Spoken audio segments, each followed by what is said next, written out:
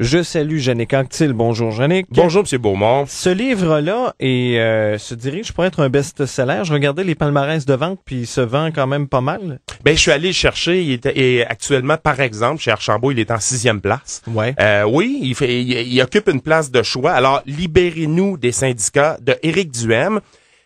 La plupart des gens connaissent évidemment Éric Duhem pour ses présences à Martineau. On le voit rédigé dans différents quotidiens des chroniques. Également, on l'a vu à l'émission Dumont lorsque Mario Dumont était à AV.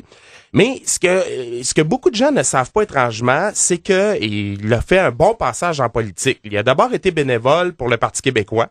Il a travaillé pour différents chefs de parti, Stockwell Day, Gilles Duceppe, Mario Dumont de 2003 à 2008, évidemment pour l'ADQ. Plus récemment, il a aussi, ce gars-là, réalisé des mandats à l'international. Il a travaillé à apporter une assistance technique dans différents pays en transition démocratique, principalement en Irak, au Maroc, en Mauritanie.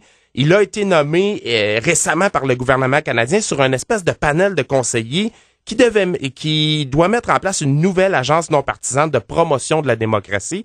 Alors, Éric Duhem, c'est pas seulement le polémiste, c'est aussi ça. Faut dire qu'il a cofondé le réseau Liberté Québec, qui est un mouvement de droite quand même. On penche beaucoup vers la droite, inspiré. Lui, il est dans la mouture de ce qu'on appelle les libertariens. Oui, voilà. Donc, ce gars-là a pataugé quand même un peu partout depuis le début de sa carrière. Il est très, bac en sciences politiques, maîtrise en administration publique. Alors, il y a du bagage. Et à la lumière un peu de ce qu'il a vu, de ce qu'il a constaté, il a décidé de commettre cet essai-là sur... Tout d'abord, il nous amène en arrière. Bon, quelle est l'origine des syndicats au Québec? Je trouvais intéressant parce que ça aurait probablement été, comme moi, le premier à tenir une pancarte là, lors de la grève d'amiante en 49. Et dans cette espèce de Québec-là qui vivait une croissance industrielle, souvent des entreprises détenues par les Américains qui traitaient beaucoup, il faut le dire, les travailleurs comme du bétail. Alors, ça a été ça, les raisons au départ de la création des syndicats. Et il nous amène à aujourd'hui, dans son interprétation, que sont devenus les syndicats, à quoi servent maintenant les centrales syndicales. Et c'est, selon lui, c'est des empêcheurs d'avancer, c'est des gens qui sont des apôtres du statu quo, qu'on soit d'accord ou non. Lui, il expose des faits. Va chercher des analyses. Évidemment, lui penche de son côté, donc des analyses qui ont un lien davantage avec la droite, des économistes et tout ça. Moi, lorsque je me suis procuré ce livre-là, très honnêtement, je m'attendais à une sortie en règle contre tout ce qui est syndiqué, contre tous les travailleurs syndiqués. Finalement, pour moi, c'est à peu près le contraire. Il sorti en règle, oui, contre les centrales syndicales. Contre l'establishment. Oui, mais c'est presque un hommage aux travailleurs syndiqués en disant, regardez, là, vous êtes pognés avec ça, vous payez, et l'argent que vous investissez là-dedans, vous n'avez pas de retour sur investissement. Et si j'étais un travailleur syndiqué, j'aurais tendance à aller me procurer le livre juste pour voir l'envers de la médaille, en fait. Tout travailleur syndiqué devrait l'avoir. Il va, évidemment, il survole, et le livre est 12,95, c'est à peu près la moitié d'une semaine de cotisation syndicale pour beaucoup de gens. Il nous fait voir, on compare avec ce qui se fait ailleurs. On est unique au Québec, on aime dire qu'on est unique, et c'est vrai qu'on l'est, pas toujours pour les bonnes raisons. On voit que le taux de syndicalisation a baissé partout ailleurs, mais pas au Québec. Alors tu vois que ce soit en Australie, même en France, le Canada, effectivement, de 1980 à aujourd'hui, ça a diminué. Au Québec, ça a monté. On est passé, par exemple, de 80 à 2011, de 35,9% à 36,3%. La fonction publique monte la moyenne, effectivement, parce que tout près de 75% de ce qui est fonction publique, en fait, est syndiqué. Alors, si tu exclus les grandes entreprises, là, les grandes entreprises du Québec, il n'y a pas beaucoup de syndicalisation dans les PME. Tu as raison, Luc, et parfaitement raison. Les PME de 20 employés et moins, on parle de 12%. Alors, oui, là-dessus, je te le donne.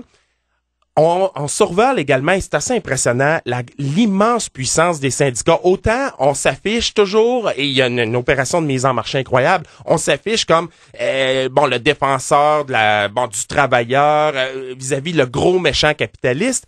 Les centrales syndicales, lui, il se livre un calcul, et ça se vérifie assez facilement, vont chercher en cotisation entre 800 millions et 1 milliard de dollars par année.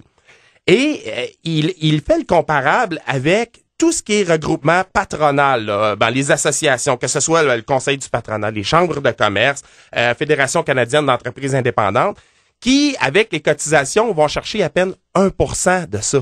1% de ce que les syndicats vont chercher.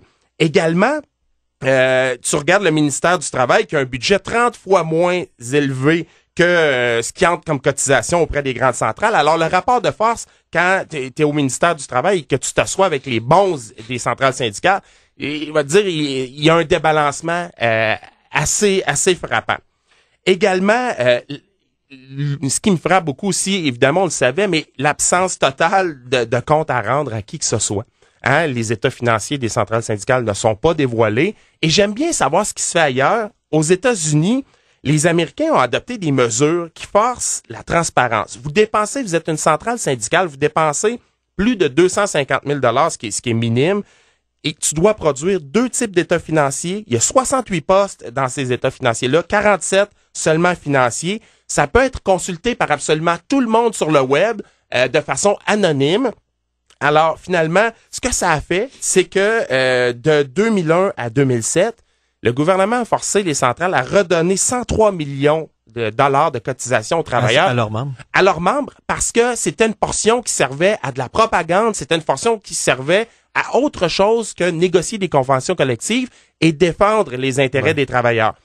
Sais-tu, Yannick, là où j'ai un peu de misère, juste avec les comparables de statistiques notamment, versus les Américains, sur le taux de syndicalisation, ce dont tu nous as parlé, c'est tout à fait juste. Sauf que culturellement parlant, tu as aux États-Unis un réflexe d'association qui est pas mal plus grand qu'au Québec, et le plus bel exemple étant, parce que c'est encore d'actualité, l'Association des propriétaires d'armes à feu, et où ça fonctionne par lobby.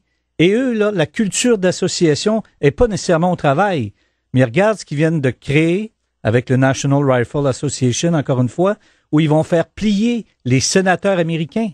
Alors, c'est différent, mais d'appliquer juste, parce que c'est un droit d'association, et tu vas me dire que ça se fait sur une base tout à fait volontaire pour être membre de la National Rifle Association, mais culturellement parlant, il faut expliquer ces réalités-là néanmoins. Oui, c'est vrai. Quand t'as pas un syndicat pour faire du lobby, là, t'as un groupe qui fait du lobby. T'as un groupe qui peut pallier au syndicat. Néanmoins, il y a la possibilité pour le travailleur de voir ce qui se fait avec son argent. Dans 22, je crois, des 50 États américains, tu n'es pas obligé de payer la portion des cotisations qui va justement de la propagande. Je donne un exemple, ramenons ça à notre réalité. Une centrale syndicale met 300 000 pour financer une grève étudiante. Je donne ça de façon tout à fait désintéressée. Le travailleur pourrait dire non, mais moi, cette portion-là, dis-moi, donne-moi, prouve-moi ce qui sert à négocier une convention collective chez nous et à avoir à mes intérêts. Le reste, là, fais ce que tu veux, mais moi, je paierai pas pour ça. Alors, ça se fait. Ça, c'est pour ça que la comparaison est intéressante à faire, parce que la réalité syndicale canadienne, américaine, puis si je vous disais comme ça que dans les plus grands syndicats du monde, tu retrouves les industries japonaises. Seriez-vous surpris d'apprendre ça? Assez.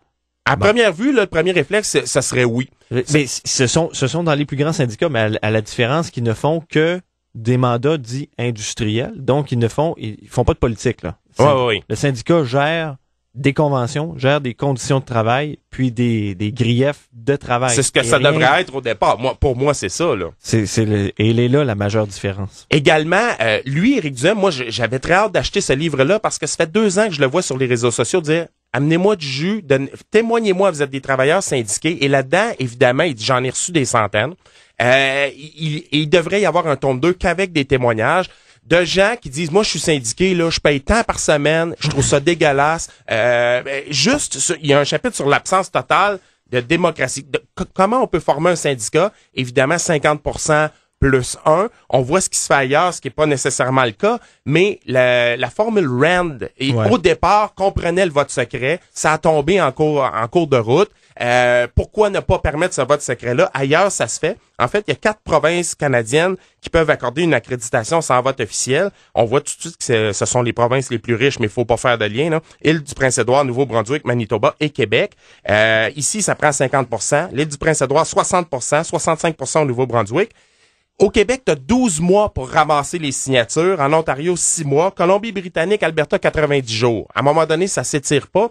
Mais ce qui est intéressant là-dedans, ce sont les témoignages de gens qui disent, regarde, notamment dans le dossier de Walmart, Lac-Saint-Jean, il y a un délégué, il y a un représentant qui est venu 8 fois chez nous, il s'est crié après moi. En tout cas, il y a vraiment des témoignages quand même intéressants là-dessus. Ça donne une avenue. Libérez-nous des syndicats d'Éric Duhem chez Genex, pour ceux que ça intéresse. Merci beaucoup, Jeannick. Merci. On te retrouve en fin d'après-midi avec le controversé commentaire. Là, Mathieu, depuis que tu dis ça, les gens qui m'ont jamais connu me rencontrent. Après 3 minutes de conversation, ils me disent, t'es pas si pire que ça, finalement. Là, tu m'as montré une réputation. Surfaite.